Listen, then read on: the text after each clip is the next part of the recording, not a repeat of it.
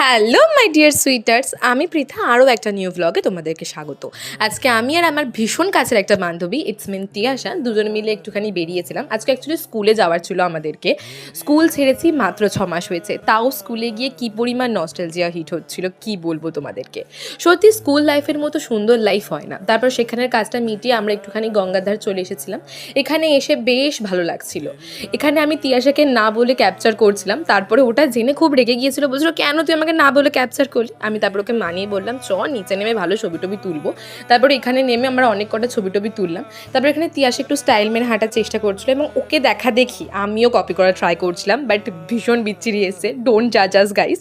তারপরে না এই শান্ত মতো নদীর ধারে অনেকক্ষণ আমরা বসেছিলাম, ভীষণ ভালো লাগছিল। বাট এইসব করতে করতে আমাদের লিটারেলি ভীষণ খিদে পেয়ে গিয়েছিল, তাই কাছেই একটা রেস্টুরেন্ট ছিল, ওখানে চলে গেলাম। এবং রেস্টুরেন্টে গিয়ে বিরিয়ানি থেকে ভালো আর কি অর্ডার করা যেতে পারে, তাই বিরিয়ানি খেয়ে নিয়ে আমাদের পেট বাবাজিকে শান্ত করে নিলাম।